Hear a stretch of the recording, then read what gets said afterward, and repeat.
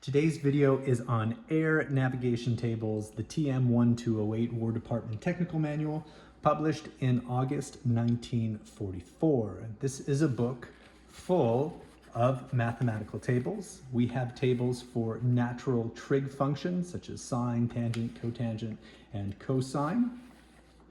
We have tables of logarithms of numbers.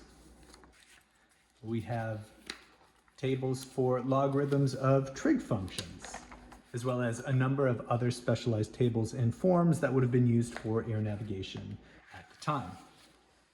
Now, one of the arguments that you might hear against using an analog flight computer in today's day and age is, why would I use that when I've got a perfectly good calculator that I carry around in my pocket on my phone or whatever? Well, if you know the formulas that you need in order to do your flight planning, then there's nothing wrong with using a pocket calculator. But you have to know what the formulas are, and you also have to know how to use your pocket calculator. And so that's part of what we'll do in today's video, is we'll take a look at the actual formula for calculating our wind correction angle, and we'll solve it using the old school longhand air navigation tables. And we'll actually do this in two parts. In the first video, we'll do this with natural trig functions, and in the second video, we'll take a look at doing it with logarithms. So let's go ahead and jump right on in. So this is our formula. In order to find our wind correction angle, we're going to have to find the sine of our relative wind angle, which is the angle that the wind makes with our true course, divide that by our true airspeed, and then multiply it by our wind speed. Now, before the days of calculators, multiplication and division were to be avoided at any costs, and that's where logarithms will come in handy for us. But today we're going to do it the long way.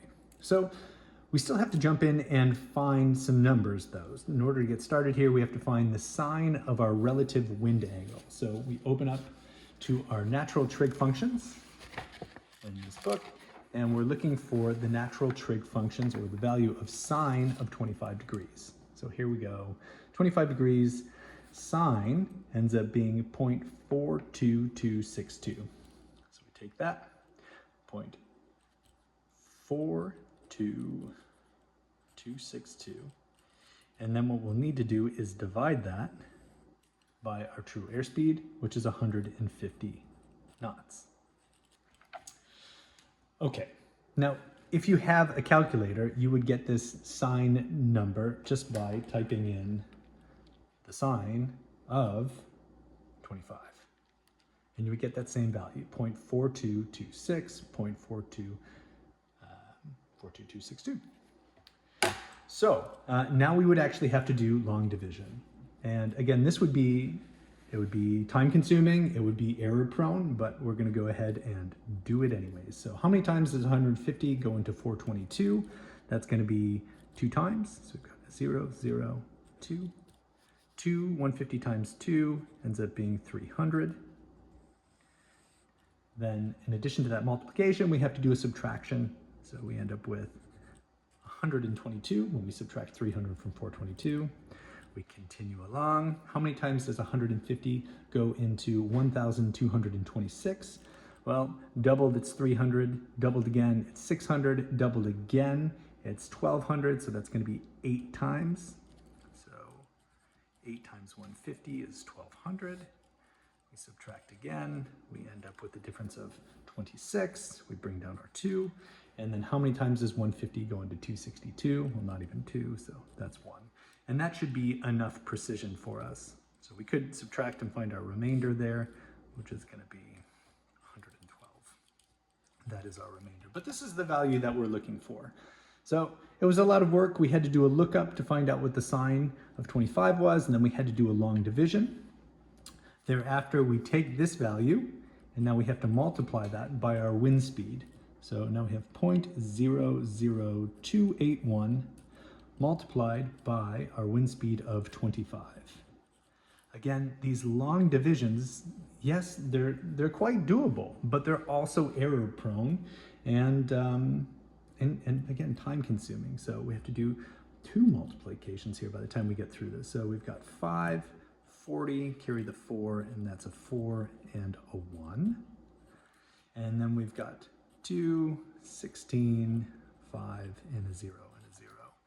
And then after doing 2 multiplications, we have to do an addition. So we have to add them together. That gives us 5, 2, 0, 7, 0, 0.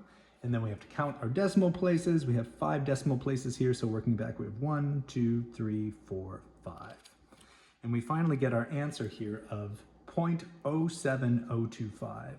So putting that back into our formula, we can say that the sine of the wind correction angle equals 0.07025. All right, well, now what do? Now we have to go and do an inverse lookup where we find this value of sine and try to see what angle is associated with it. So for that, we go back into the book. We know that this is going to be a relatively small angle.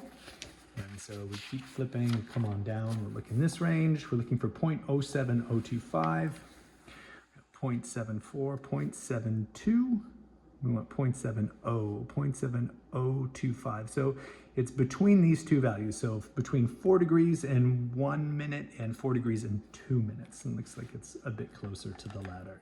So we would say that our wind correction angle equals 4 degrees and 0.2 minutes. Now, we can't actually steer with that level of precision in the airplane, so we would just say we have a wind correction angle of 4 degrees. So that's how you would do it by hand. You could tell it took a couple of minutes. We could also do it with a calculator again in today's day and age because we have that sine button. And what would that look like? This would be much quicker. We would find the sine of 25, which is our relative wind angle. Again, we saw that number before when we did our lookup, 0.42262. We would divide that by 150, which gives us 0.00281. We saw that as well. Then we would multiply that by our wind speed, which is 25. That's 0.070. Oh, we have a slightly different number there. Very interesting.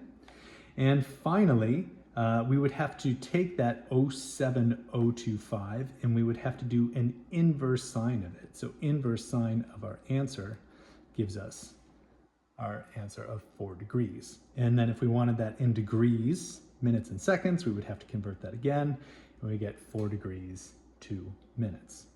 So that's how it could be done.